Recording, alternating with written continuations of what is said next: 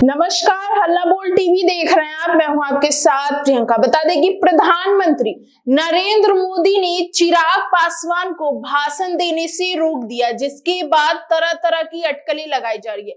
क्या है ये पूरा मामला, इस विषय पे और भी ज्यादा जानकारी देंगे हल्ला बोल टीवी के संपादक दीपक शर्मा। समस्तीपुर में ये हुआ है जो आप कह रहे हैं, जिस बारे में समस्तीपुर में मंच संचालक ने मंच से चिराग पासवान का नाम बुलाया जी कि अब चिराग पासवान भाषण देने आएंगे जी। लेकिन वहां बैठे प्रधानमंत्री नरेंद्र मोदी ने खुद से इशारा किया नीतीश कुमार की तरफ और संचालक को कहा कि नीतीश कुमार को बुलाइए। उसके बाद तुरंत मंच संचालन कर रहे अनाउंसर ने कहा कि नीतीश कुमार, बिहार के मुख्यमंत्री नीतीश कुमार अब भाषण देने आए जी। और उसके बाद नीतीश कुमार भाषण देने आए जी। और सबसे बड़ी बात यह हुई कि अब जब नीतीश कुमार भाषण देने आ गए तो फिर तो चिराग पासवान को दोबारा नहीं बुलाया जा सकता था नीतीश कुमार के बाद बिल्कुल, क्योंकि नीतीश कैबिनेट मंत्री और मुख्यमंत्री दोनों की अगर बात करें तो दोनों प्रोटोकॉल के मुताबिक इक्वल है।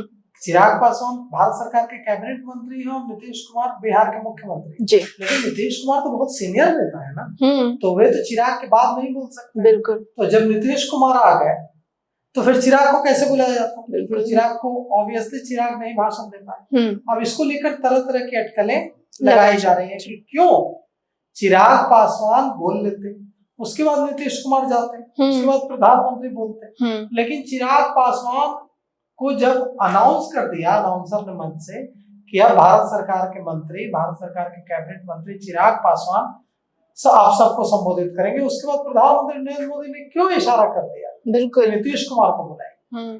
और क्यों नीतीश कुमार, जैसे ही नीतीश कुमार बोल दिए चिराग पासवान के बोलने का सवाल नहीं उठता है। नीतीश कुमार के बाद तो चिराग पासवान बोल नहीं सकते, नीतीश कुमार सीनियर है जी, सीनियर नेता है जी। तो इसको लेकर तरह तरह की अटकलें लगाई जाए। यह समस्तीपुर का मामला है। प्रधानमंत्री नरेंद्र मोदी ने आज समस्तीपुर से अपने चुनाव अभियान की शुरुआत की है।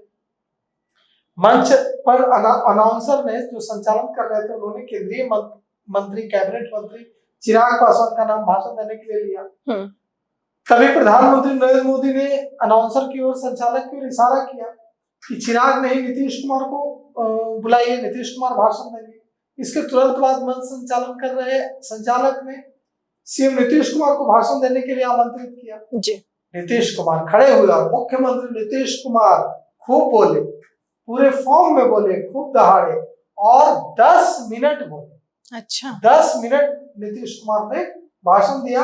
उसके बाद प्रधानमंत्री ने भाषण दिया और चिराग पासवान को बोलने का मौका नहीं मिला जी। और इसको लेकर तरह तरह की चर्चाएं हो रही जी।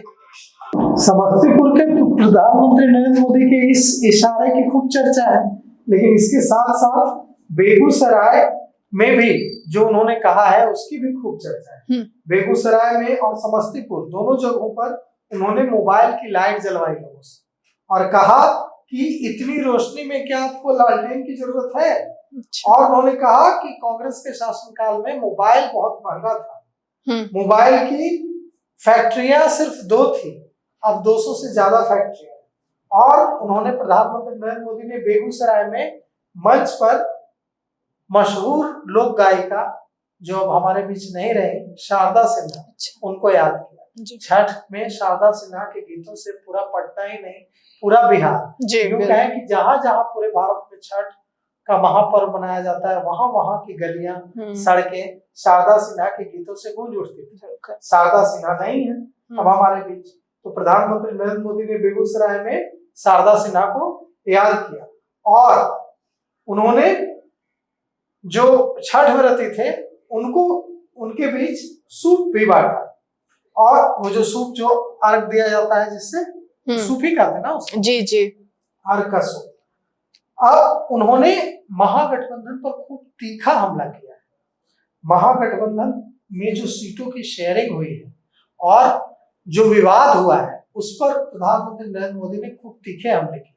उन्होंने कहा कि देखिए, कांग्रेस पिछले 35 सालों से बिहार में राजद की पिछलग्गू बनी हुई है, लालू परिवार की पिछलग्गू बनी हुई है, लेकिन राजद ने उसको भी नहीं छोड़ा, उसको भी पटक दिया। लालू परिवार कांग्रेस का भी नहीं हुआ।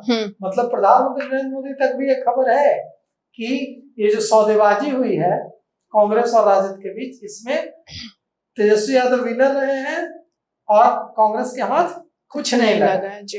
और उन्होंने यह भी कहा कि लेफ्ट पर भी दिल धड़का उनका, लेफ्ट के लिए भी, प्रधानमंत्री नरेंद्र मोदी का। उन्होंने कहा कि लेफ्ट को भी पटक दिया जी, लेफ्ट के साथ भी दरियादिली नहीं दिखाई लालू परिवार ने जी। तेजस्वी यादव ने झारखंड मुक्ति मोर्चा के लिए भी दिल धड़का।